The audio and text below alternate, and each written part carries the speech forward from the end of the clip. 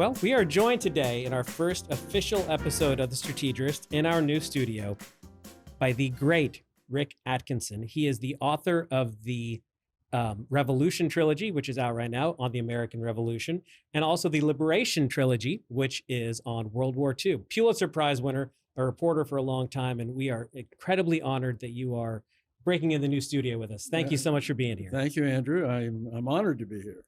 Well, and so I was at home at my mom's house the other day, and I found my old high school newspaper, and they do predictions of what people are going to be when they grow up. And mine was history teacher, which is not quite spot on the nose, but pretty close. And it made me think, when you were at that stage and when you were a reporter, did you know that you were going to get so deep into history at the time, or did it come on to you later in life? It's hard to remember because I was an idiotic 17-year-old. Weren't we all? And it was a long time ago. I was interested in literature, and I thought I wanted to teach college English. And I was in grad school studying English literature and language at the University of Chicago. And it just seemed a little slow to me, the life of the academy.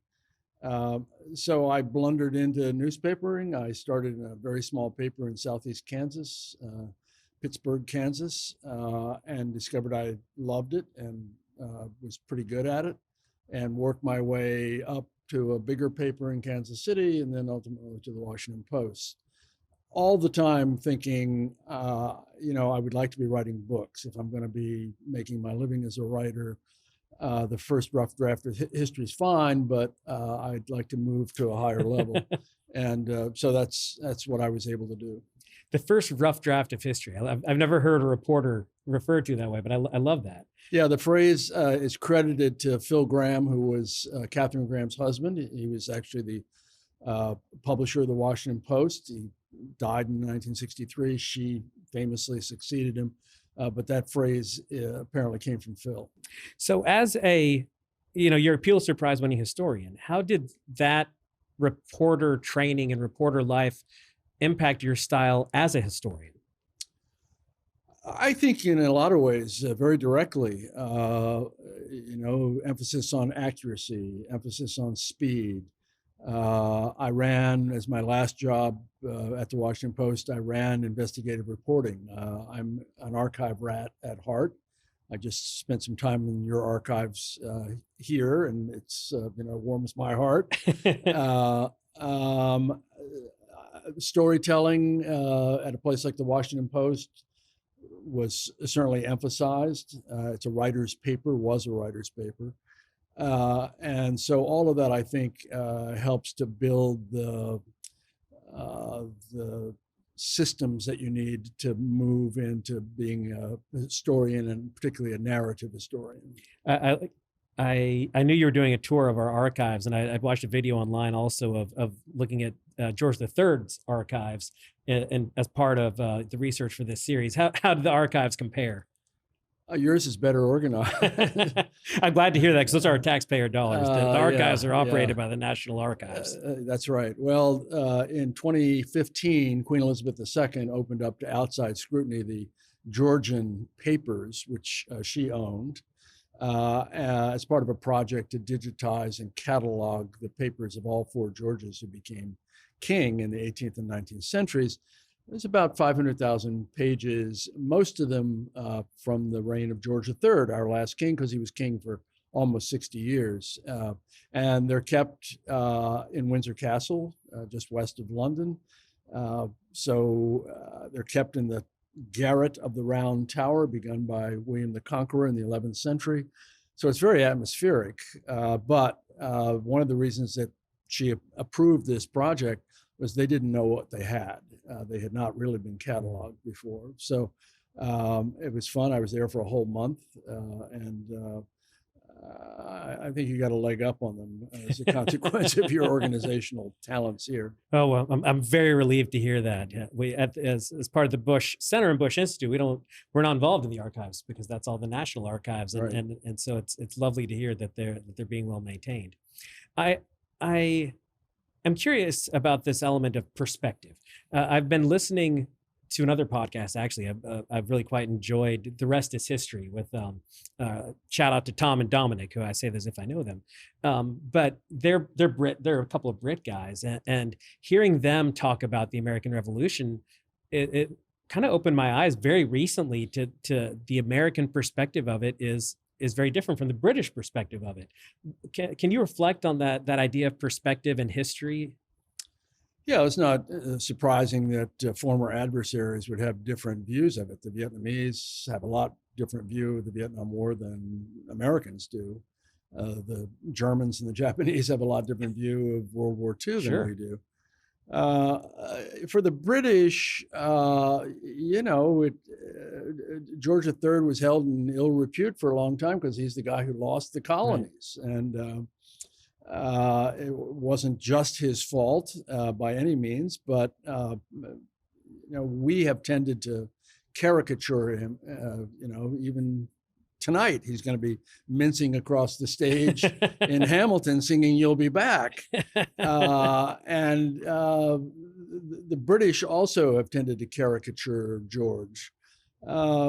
I think in recent years, over the last couple decades, really, he's kind of swung back into a better perspective. But their view of the American Revolution is, first of all, what was your problem? You were very lightly taxed as colonists. You were part of the Great British Empire, the first British Empire. We treated you pretty well. We largely left you alone. All those things are true. On the other hand, we didn't want to be part of the British Empire. We didn't want to be taxed without having a voice in it. I live in the District of Columbia. My license plate says taxation without representation. I know exactly how they felt. Yep. So I think, the British sort of get it, but they sort of don't get it.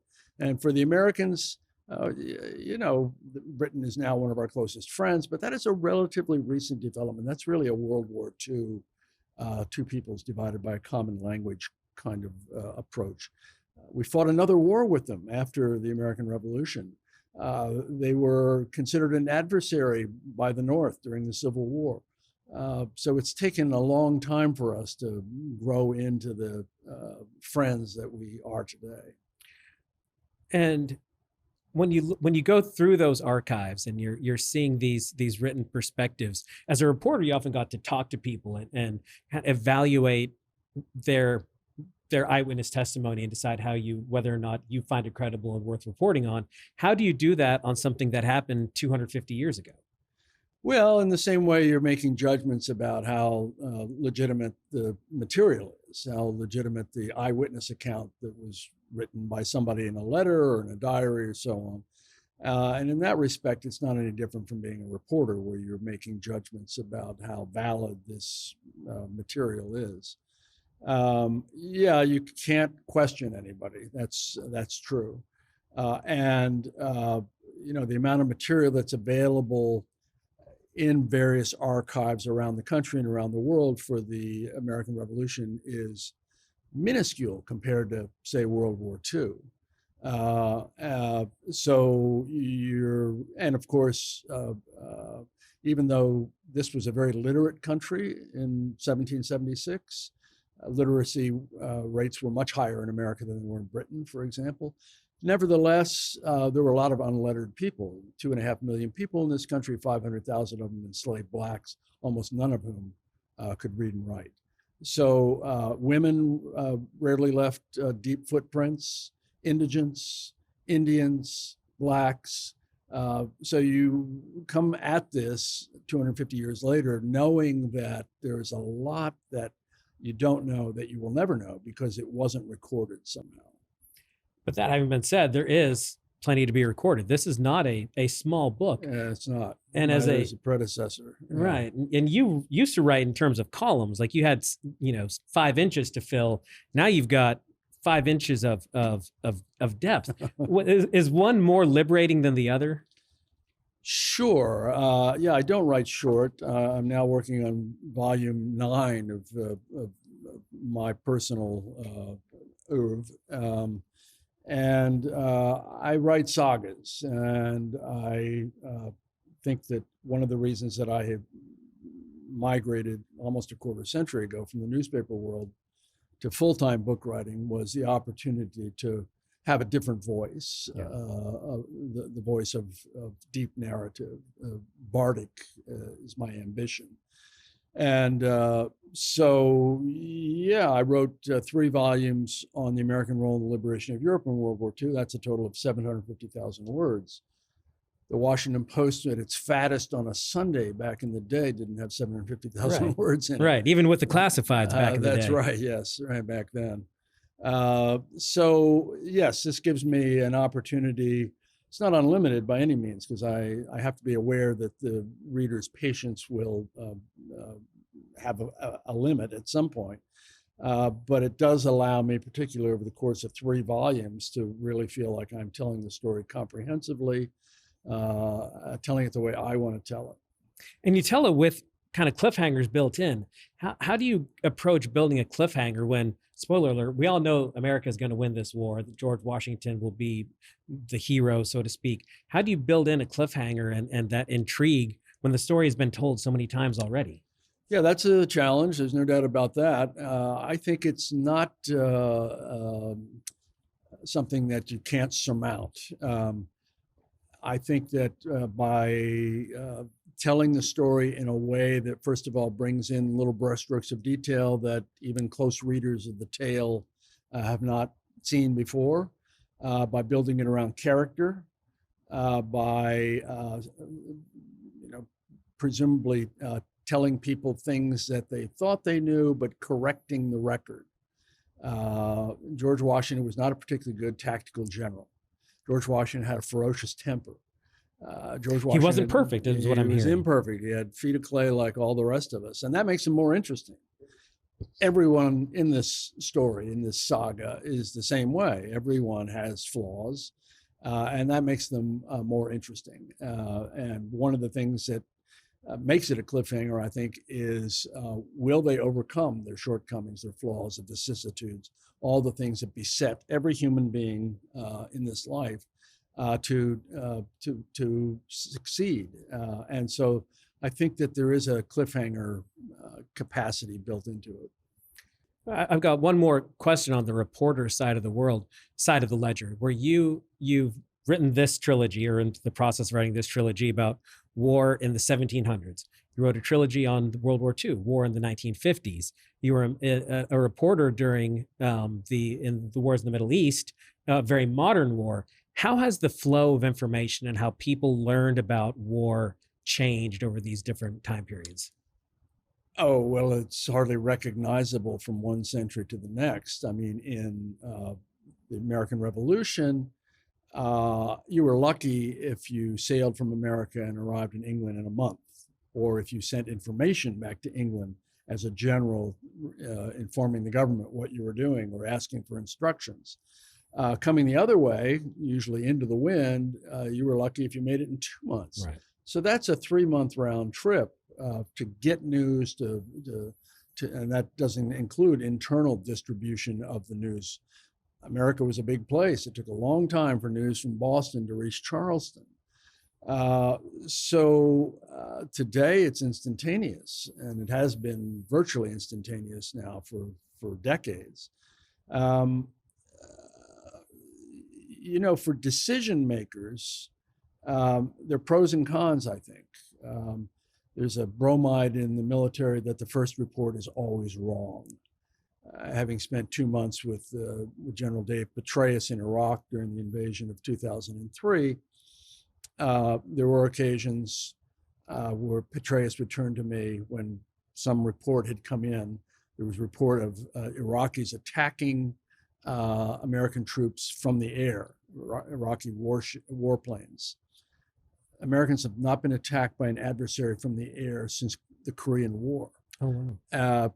Petraeus gets this report, thinks about it for a minute, turns to me and says, the first report is always wrong, which was correct in this case. It was wrong.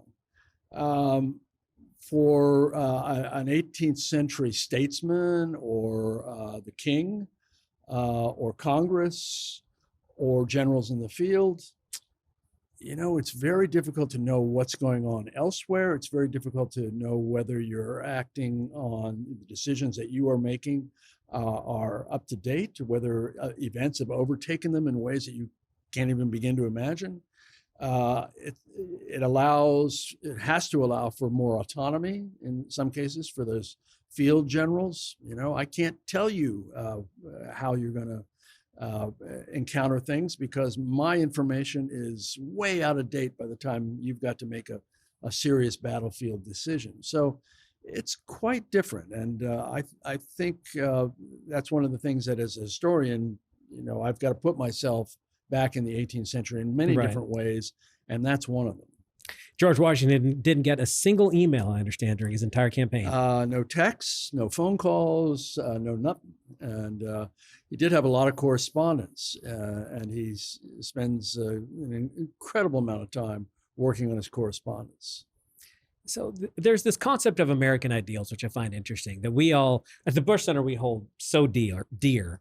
And there's a romantic version in my head of folks like Lafayette joining the fight on the U.S. side because of these ideals. How accurate is that, do you think, versus how much is it just more practical reasoning and the growth of this ethos of America? Well, everybody involved in the war is involved for their own personal reasons. And in some cases, they are committed to what we would see as Republican ideals, aspirational ideals. And Lafayette certainly has some of that. He also is into self-aggrandizement. He's 19 years old when he shows up. He's one of the richest boys in France. He has left France against the king's orders and come to America. He's been given a major general's commission in the new Continental Army, despite the fact having very little military experience. But he, like many Europeans generally, and Frenchmen in particular, do feel a spark of something happening in America. They don't quite know what it is because it has yet to really define itself, but he's attracted to it.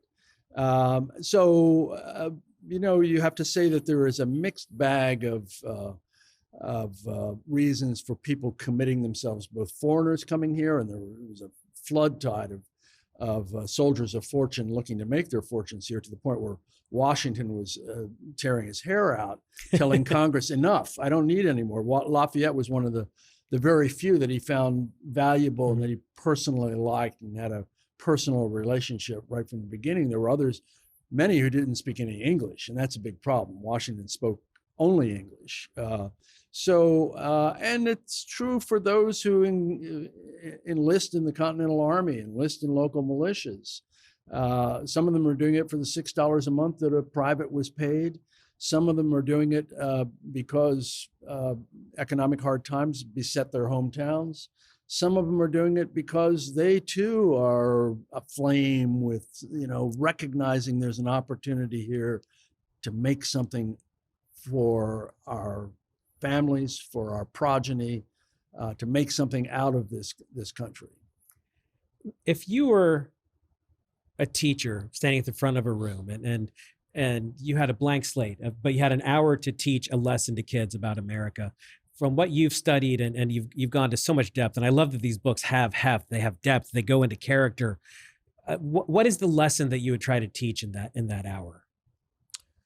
Well, I wouldn't try to do all 250 years in an hour. I think I would probably pick a character and use that character to show certain American traits that I think are worthy of learning about and worthy of embracing. You could pick George Washington and start with the fact that he is imperfect. During the course of his lifetime at Mount Vernon, he owned 577 slaves. You cannot square that circle morally. Nope. How do we rectify the notion that he's the father of our country with the fact that he is a planter who makes his affluence derives from human bondage? Let's talk about that. Let's talk about why he is worthy of being on the dollar bill, why he is the father of the country. Because he's got attributes, he's got virtues that are really important. including commitment to a cause larger than himself, including tenacity. So I think I would pick one person and try to show, perhaps through the arc of that life, something about American character. And to a student in that class who's a little skeptical about the importance of history, might be tuning out this lesson a little bit, what would you say to that student? I would say, first of all, it is a story that is so magnificent that no novelist could possibly invent it. Leo Tolstoy, author of War and Peace, could not have invented the cast from the American Revolution. They're just so improbable, so varied, so flawed. And so let's look at this as the greatest story ever told. I think if you, everybody responds to stories. Everybody responds to a narrative. And I think if you look at history as, one damn thing after another. Sometimes all in the same day. Sometimes all in the same hour. That can, bring around the skeptic. Yeah. And a closing question that we love to ask here is you have been on so many podcasts and done so many TV shows, but what is the question that you haven't been asked that you wish you've had the opportunity to expound on that you really think we need to be talking about that we're just not? Well, that's a tough one off the top of my head, because I've been asked a lot of things. People dance around the question of the relevance of history to what's happening today.